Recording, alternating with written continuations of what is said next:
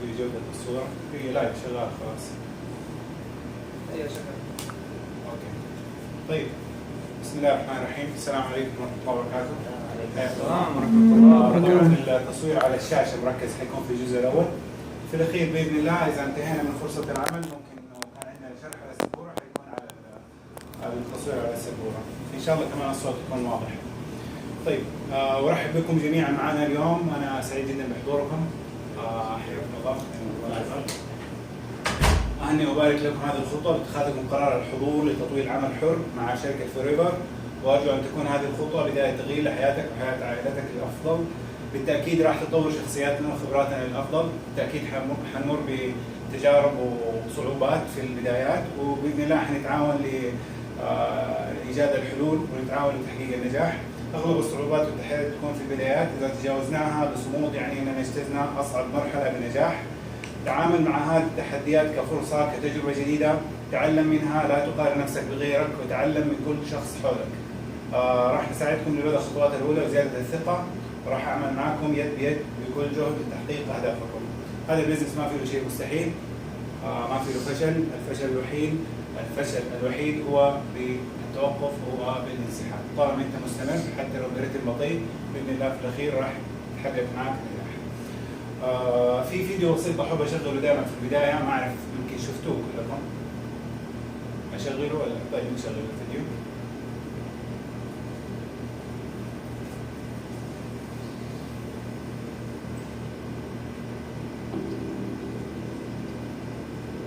Thanks for taking the time to watch this video. I know what you might be thinking, but I'm not a paid actor, and this is not a beautiful set. But I want to tell you about an opportunity that I believe in, an opportunity that I've seen work for millions of people around the world. And I'll be honest, it might not be right for you. It's not for everybody, but if you give me a few minutes of your time, I think you'll understand why I feel so passionate about it. But before we do that, I have a question for you. And forgive me for asking it. But are you happy? Are you smiling as much as you should be? And I don't mean right now watching me on this video. I mean, are you content and satisfied with your life? We have an expression and it goes something like, if it doesn't make you smile, change it. I've worked at a company for 20 years that has helped people smile. That company is called Foreve Living Products. 38 years ago, Foreve was founded by an entrepreneur, Rex Moore. And what motivated him may surprise you. It wasn't money. In fact, he had a very successful career in the real estate industry before starting Foreve.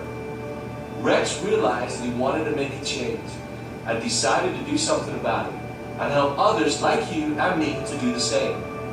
Can you imagine having the courage to lead a promising career for an untested idea? If you had no fear of failure or judgment, what would you do to change your life? Before I go too far though, I want to tell you some things that Foreve isn't. Foreve isn't a get-rich-quick scheme. And our products don't make promises they can't keep. What we do have is an opportunity for everyone, regardless of their circumstances, to build a better life and feel empowered to be in business for themselves. It is a chance to truly make a significant change in your life without any real risk. And the best part, you are in control of your success. You get out what you put in. Finally, an opportunity to be who you want to be. Foreve was founded in 1978 on one major principle, helping others to look better and feel better. And we do this in two ways. The first, by providing you with a powerful range of health and beauty products. The second, by providing you with a generous and fair business opportunity. We are passionate about our products and the people that love them. We hold ourselves to a higher standard of quality, not because it's cool or trendy, or because someone told us we had to do it that way, but because we believe it's the right thing to do. And this isn't a soundbite or a statement from a salesman, because we put our money where our mouth is. And that means we own the ground the aloe grows in. The fantastic people that plant and harvest the aloe are part of our Foreve family. Manufacturing facilities, the research and development, the quality control laboratories, and even the distribution channels. We don't stop there because we are constantly investing in new technologies and equipment to ensure that the highest quality for the lowest possible cost from plant to product to you. Our pure stabilized aloe vera is at the heart of our entire product line, spanning all major health and beauty categories, including weight management, vitamins and supplement, skin care, personal care, color cosmetics, and essential oils. Our products help people everywhere. They're people you know. Your customers are all around you. I bet you know people would like to lose a few pounds, or would like a little bit more energy. Everyone wants to look better and feel better. By sharing these, our Foreve business owners, people just like you, are able to build an income while helping each other. That's how our business works. By rewarding you for sharing your enthusiasm about the things that you love. Whether you're looking for a discount on the product or a little bit of extra spending money, a new car, or even an entirely new career, Foreve can help you. Foreve has a reward structure that has remained essentially unchanged since the very beginning. Some might suggest this is old-fashioned. However, we'd like to say that if it ain't broke, don't fix it. This reward structure is what we call the marketing plan. The Foreve marketing plan provides a detailed roadmap to help you get to where you want to go. We think the Foreve marketing plan is the most generous in the network marketing industry. It's filled with incentives, bonuses, and opportunities that give you the tools you need to build your business at your own pace while rewarding you for your hard work. As you build your business with Foreve, you will become familiar with all of these incentives and opportunities, such as our Foreve to Drive program, which can help you earn money for that brand new car. Global travel with our Eagle Manager Retreat and our Global Rally incentive. We even have a very generous Chairman's Bonus program that gives you access to tens of millions of dollars in annual rewards. This opportunity is everywhere. We sell our products in over 155 countries. Our business spans the globe and allows you to build your team wherever life takes you. The opportunity can be as big as your dreams and as rewarding as you're willing to work for. When you start your business with Foreve, you're in business for yourself, but not by yourself. Our company leadership and successful business owners are always able to provide support, training, and encouragement. We have industry-leading products and a proven record of success. We will be paying millions in bonuses next year. The only question that is left is whose name goes on that check. Now, Foreve is a fantastic business opportunity. We have helped millions of people around the world change the way they live their lives and maybe smile a little bit more. So the question really isn't, will Foreve work? It's, will Foreve work for you? I believe it will. So come and join us.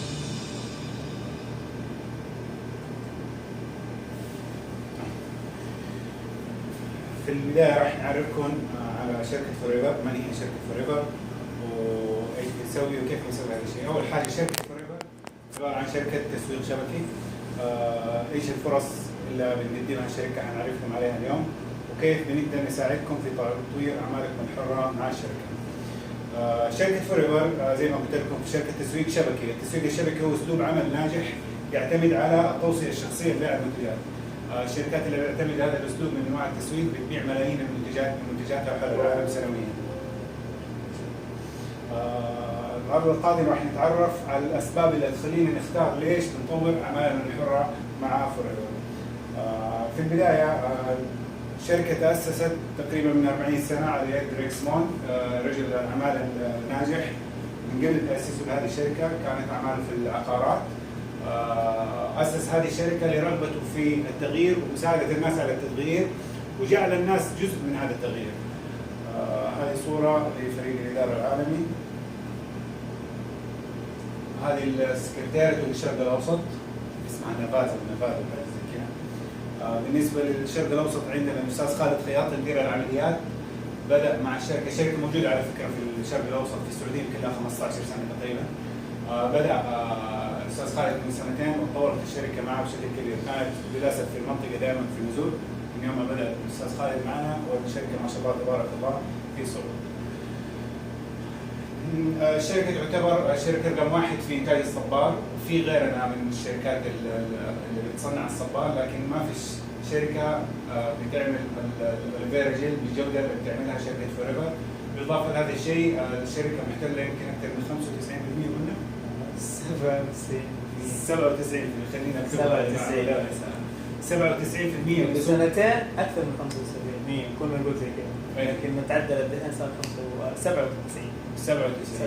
97 من سوق الصبار او سوق الالفيرا جل حول العالم، فمحتلين السوق العالمي في المجال، رقم واحد في المجال. الشركه منتشره في اكثر من 155 دوله حول العالم، 158 حقيقه 177 صح؟ 57 58 ودحين حنفتح في البحرين ان شاء الله خلال الاسابيع القادمه، احتمال انه فتح ولا ما فتح ان شاء الله. البحرين ما كان فيها، ان شاء الله الحين قريبه جدا، اذا ما فتح حيفتح قريبا، اتوقع لسه ما فتح. الشركه مستقره ماديا، ما عليها اي ديون من يوم ما بدات الى الان. جميع المشاكل الاقتصاديه العالميه اللي حصلت ما اثرت ولا هزت ولا اثرت في الشركه من يوم ما بدات وحتى الان في صعود مستمر. معدل دوران راس المال بالشرق الاوسط 41 مليون درهم اماراتي، هذه احصائيه عام 2015. 2016 زادت الرقم المعلن عنه ب 82% والرقم الحقيقي اكبر من كده. المتوقع 2007 2017 200%. السنه اللي احنا فيها متوقع حجم المبيعات يزيد والنمو يزيد في البزنس بنسبه اكبر من 200%. ايش الفائده من المعلومات اللي سردنا لكم؟ هي الشركه لها 40 سنه، الشركه منتشره في 158 دوله في العالم، هذه الحقائق الماليه لها. الشيء ده بيعطيك اطمئنان لما تشتغل، لما تبدا عملك، لما تبدا انت بتبني في عملك الحر مع هذه الشركه، انت بتبني مع شركه مستقره لها هيستوري في تاريخ العالم وليس فقط في منطقه، منتشره في اكثر من 155 دوله في العالم. بامكانك تشتغل هنا في لندن، في بريطانيا، في اي مكان في العالم بامكانك تروح تشتغل. شركه ما هي وليده سنه ولا سنتين وقد تقع ولا ما تقع، شركه قائمه ونموها مستمر وامورها باذن الله على ما يرام. طيب ماذا نفعل؟ احنا مش فقط بنزرع الصبار تبعنا، احنا بنملك الاراضي ومعدات الزراعه والشاحنات وغيرها. لدينا مزارع تزيد مساحتها عن 8000 فدان موزعه باريزونا والمكسيك وجمهوريه الدومينيكان. مساحات تزيد مساحاتها عن دوله سنغافوره. آلاف المساحات نملكها لزراعه الصبار الخاص بنا بمد البصر. بنمتلك ونتحكم في العمليات والصناعات المنتجاتنا. بنعمل هذا الشيء لضمان استمراريه توفير افضل مشروب صبار لجميع انحاء العالم. بالاضافه لهذا الشيء بنملك الامكانات ومعامل الابحاث والتطوير الخاصه بنا. العلماء اللي بيشتغلوا معنا معتمدين او اللي هم سيرتيفايد، عندهم شهادات معتمده لتطبيق احدث التقنيات والاساليب. لا احد لديه معايير جوده عاليه مثل فوريفر، او بكلمات ثانيه لا يوجد معايير اعلى لتطبيقها من تلك التي نقوم بها في فوريفر. على فكره فوريفر يعني احنا ما احنا شركه ادويه، فبالتالي مش معتمده منتجاتنا من هيئه الغذاء والدواء الامريكيه، لانه اذا اعتمدنا اصبحنا دخلنا في مجال متخصص، اصبح مش اي احد لازم يصرف المنتجات تبعنا، يجب انه شخص متخصص طبيب هو اللي يصرف بروشته.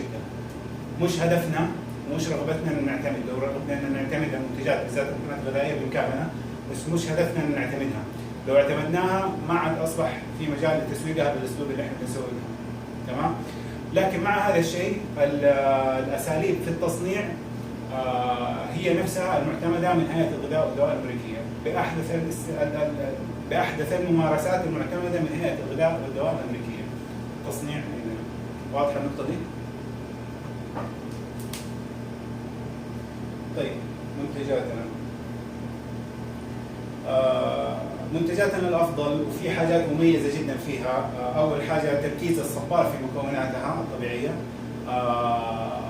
منتجات جميعها طبيعيه 100%، ما فيها مواد حافظه، ما فيها ملونات صناعيه، ما فيها مواد كيميائيه، وتركيزها عالي جدا من ناحيه الصبار.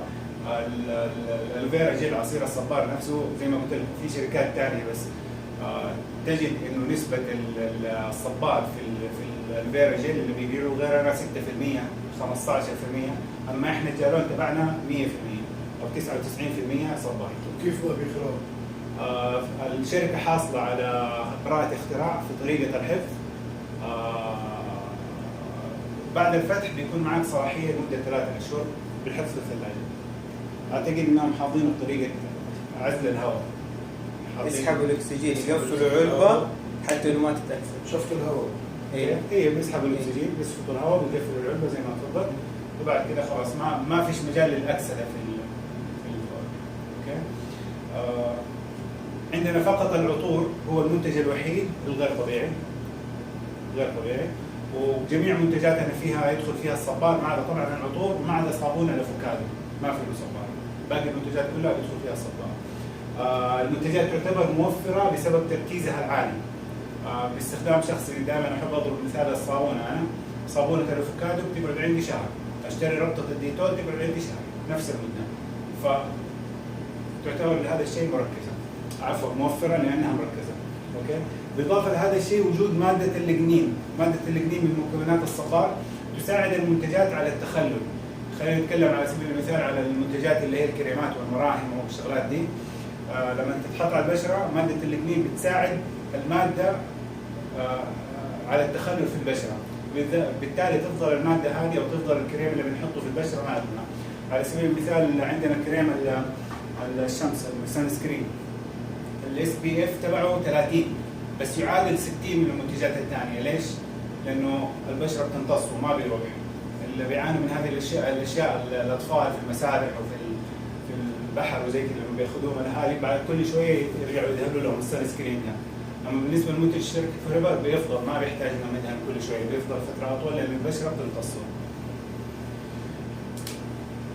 عندنا بعض المنتجات كخطوط اساسيه، منتجات عندنا عده كاتيجوري او تصانيف المنتجات. عندنا المشروبات، عندنا المكملات الغذائيه، منتجات النحل، برامج اداره الوزن، العنايه بالبشره، العنايه الشخصيه، الزيوت الاساسيه او العطريه، والمكياج.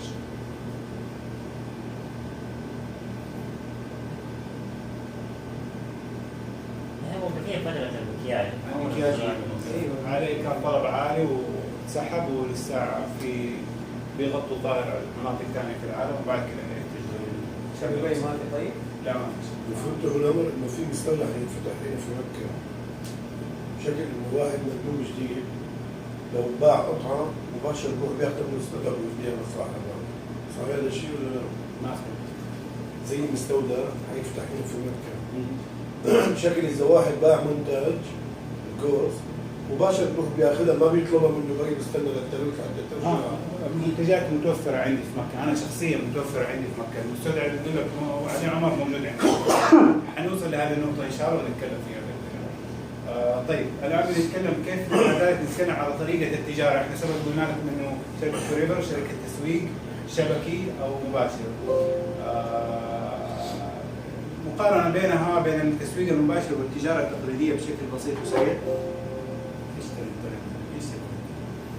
في التجاره التقليديه عندنا المصانع بتشتري المواد الاوليه من مزارع او من غيره، بتضيف عليها كوست، وكوست تباع الجمله، وكوست تباع التجزئه، وكوست للمستهلك.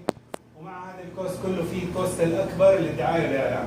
الدعايه مثلا اذا طلع المنتج للمستهلك في الاخير في الحقيقه قيمته ريال، قد يصل بعد الدعايه والاعلان للمستهلك 3 ريال او اكثر او اقل، بغض النظر عن النسب اللي بنتفق.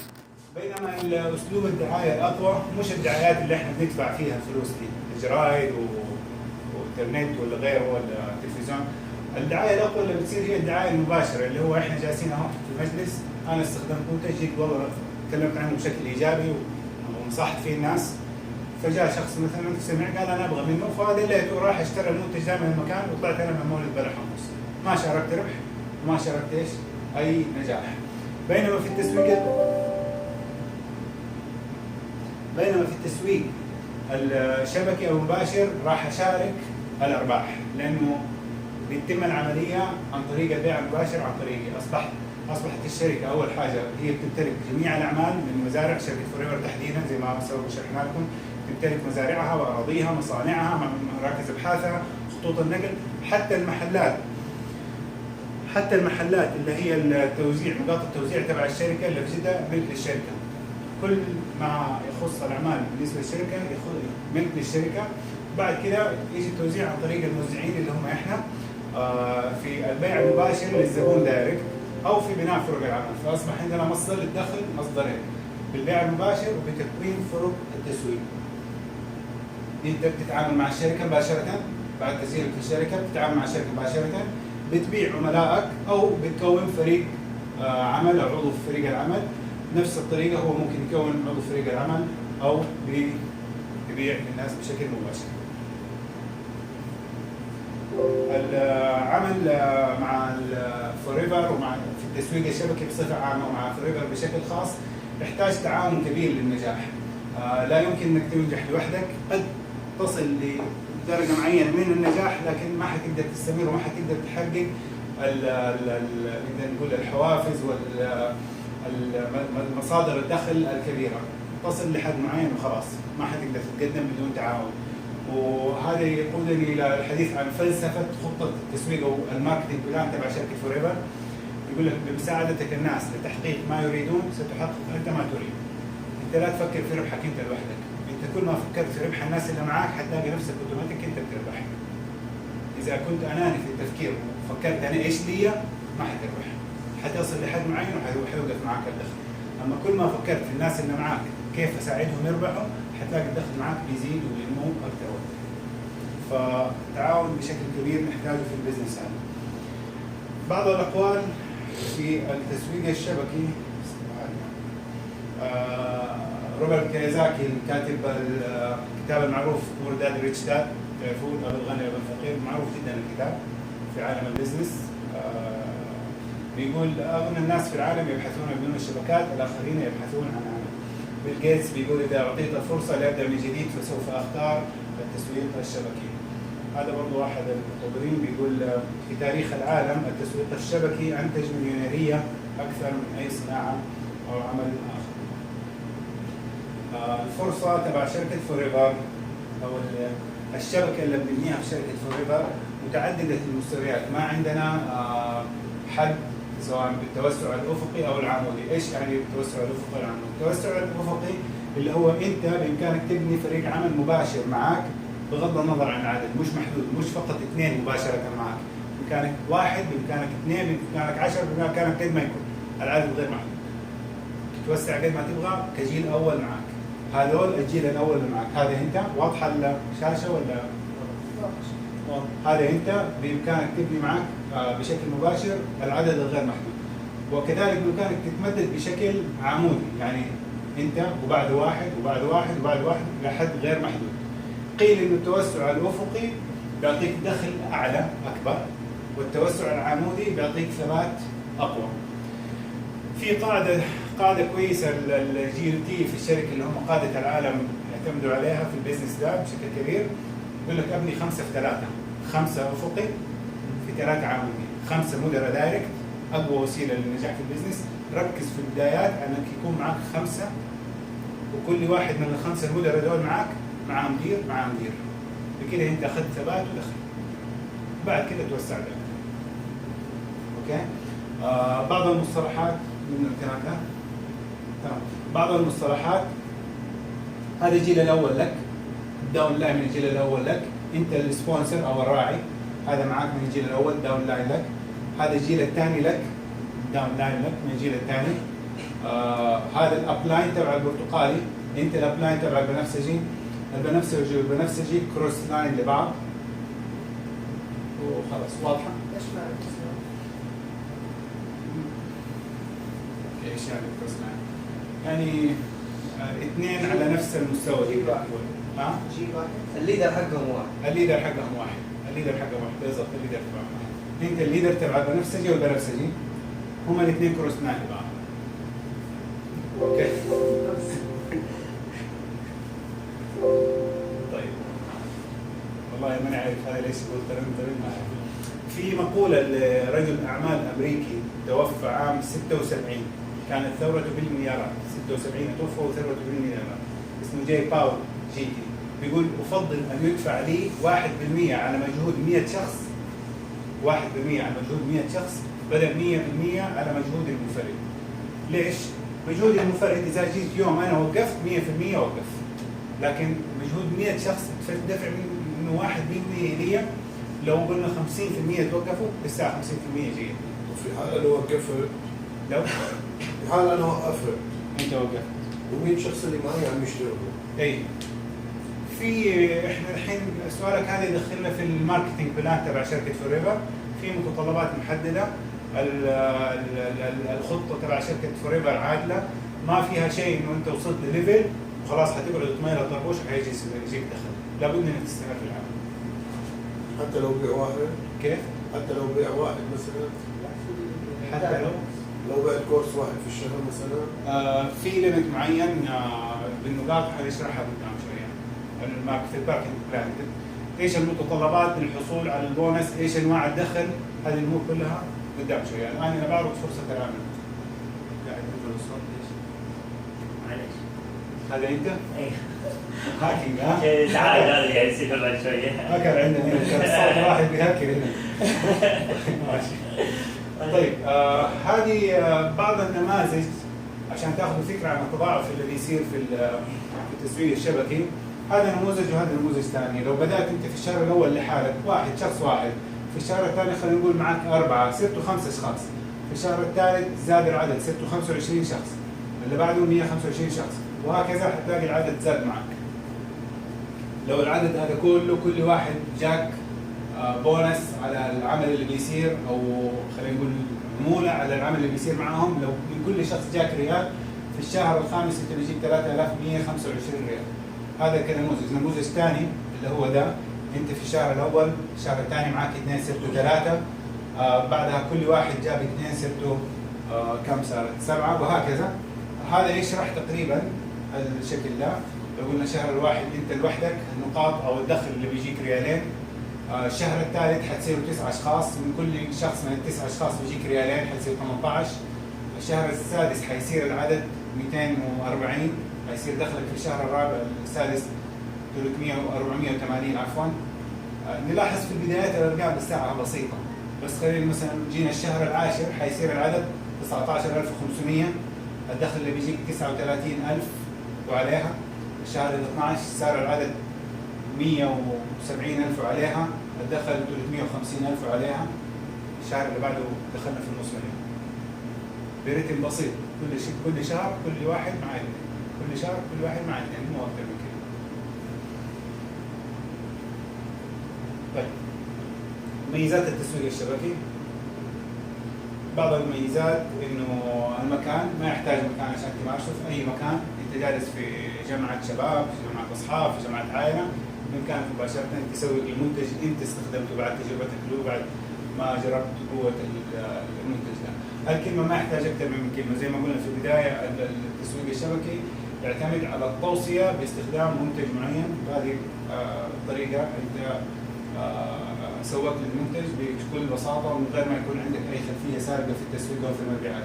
الوقت ما انت ملزم باي وقت معين، في اي وقت تقدر تمارس هذا العمل. لو كان العمل ما هو مباشر مع الناس، بيكون العمل مع نفسك انت بشكل شخصي، في تصحيح في نص الليل، تفك الانترنت، تطور نفسك، تقرا المنتجات، تطور نفسك، تتعرف على المنتجات. فما فيش وقت محدد. الخبره ما يحتاج اي خبره. حتكلم في موضوع الخبره لما اعرفكم بنفسي قدام شويه. الارباح والمخاطر، لا يوجد مخاطر بالنسبه للارباح اللي جيتك. انت مش محتاج تاسس شركه، مش محتاج تاسس او تصنع منتجات، مش محتاج تبني سيستم، مش تحتاج توظف ناس. فلا يوجد مخاطر تذكر بالمقارنه مع الارباح.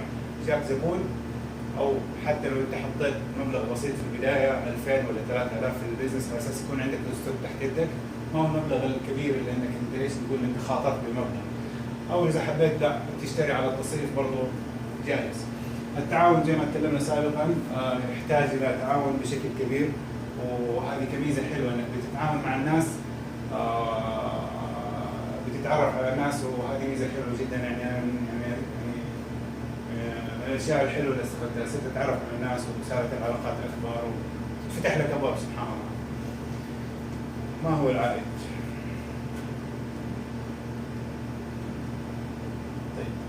في البداية أنت اللي يجب أن تقرر متى وكم بدك تشتغل. الأغلبية يبدأوا كعمل إضافي في أوقات فراغهم، وبعدها بإمكانك تتطور وتصبح إنسان أفضل. في الغالب الشخص بيشتغل مع أصدقائه وزملائه وأشخاص أنت تختار إنك تعمل معاهم، وبعدها أنت اللي راح تحدد كم بدك تكسب. كل شيء تحتاجه راح تلقاه متوفر. المنتجات موجودة والدعم موجود والنظام موجود. راح يكون موصول بنظام اثبت نجاحه سواء على الصعيد المحلي او العالمي. عندنا الدايركت سيلينج اسوشيشن، مثل اي نوع تجاره اخر، اي شركه بدها تتوسع في السوق العالمي، في هيئات تعتمد هذه الشركات تتوسع في السوق العالمي، بتقول هي هذه الشركه اوكي جو اهيد وتوسع زي ما تقول. في شركات لها عليها ملاحظات لازم يغطوها متطلبات. فبالمثل في شركه او في هيئه تعتمد نوع التسويق هذا اللي هو التسويق المباشر، اللي هي جمعيه دايركت سيلينج اسوشيشن، او نقدر نقول جمعيه البيع المباشر العالميه. شركه فوريفر احدى اقوى الشركات المعتمده من الدايركت سيلينج اسوشيشن. هذه من الموقع تبع الهيئه، خشيت على موقع النت تبعهم وبحثت على شركه فوريفر ووجدتها وعملت برنت سكرين وحطيتها هنا. طيب، اختار طريق النجاح. عندك ثلاثة طرق لتكون مالك اعمال ناجح بفوريفر. طبعا انت لما تسجل مع شركه فوريفر بتكون مالك اعمال مع الشركه، خلينا نقول بتكون شريك معنا، بتكون وكيل شخصي للشركه. فهناك ثلاثة طرق لتكون مالك اعمال ناجح بشركه فوريفر. الطريقه الاولى استخدام المنتجات ومشاركتها مع الاخرين، وهذا في الاساس يعتبر تجاره التجزئه. الخيار الثاني هو البدء في بناء فرق صغيره من اشخاص طموحين مثلك يتطلعون لزياده الحماس والتطور الاضافي في حياتهم، اشخاص يستخدمون المنتجات ويشاركوها مع الاخرين ويساعدوا الاخرين لعمل نفس الشيء. بالاستمرار بهذا الاسلوب راح تكون النتيجه زياده الاعضاء بفريقك اللي بيبنوا فرق كبيره، والمحصله انك راح تتحول لمطور اعمال تساعد الناس لعمل الشيء اللي انت عملته ويحققوا النجاحات اللي انت حققتها. نرجع خطوه لوراء ونشوفها واحده واحده. الخطوه او الطريقه الاولى اللي هي اللي قلنا باستخدام المنتجات ومشاركتها. في البدايه البزنس راح يبدا باكتساب خبره شخصيه عن المنتجات وتوصيه الاخرين باستخدامها، يعني حتكون في مرحله تطوير اعمال بيع التجزئه. 90% مننا مش متخصصين في المبيعات، احنا ببساطه بنستخدم المنتجات وننصح الاخرين باستخدامها. اغلب ملاك الاعمال بيكون لهم زباين بحدود 15 الى 20 زبون. بهذا النوع من التجاره الشخص ممكن يكسب من 0 إلى 1500 ريال شهريا. وبهذا النوع من انواع الدخل او طرق الدخل حتبدا انت كموزع جديد، ثم حتترقى الى مساعد مشرف، ثم الى مشرف. مش حتزيد على مساعد مشرف بالاسلوب ده، الاسلوب اللي هو ايش؟ استخدام المشاركه. لو انتقلنا للطريقه الثانيه اللي هي بناء فرق العمل الصغيره، اللي حيصير من خلال نصحك للناس باستخدام المنتجات راح تجد انه بعض زبائنك عندهم نفس الحافز مثلك، وبناء فريق عمل صغير مكون من 15 الى 20 شخص، كل شخص منهم عنده زباينه، وكل شخص بيبني فريق. راح يكون دخلك الشهري يتراوح من 0 إلى 9000 ريال شهريا. لأغلبنا هذا المبلغ كويس، بيساعد في دفع قسط السيارة، بيدافع في قسط البيت شهري، وبيحدث نقلة نوعية في الميزانية الشهرية. بهذه الطريقة أنت تصل إلى رتبة مدير في الشركة، أعلى رتبة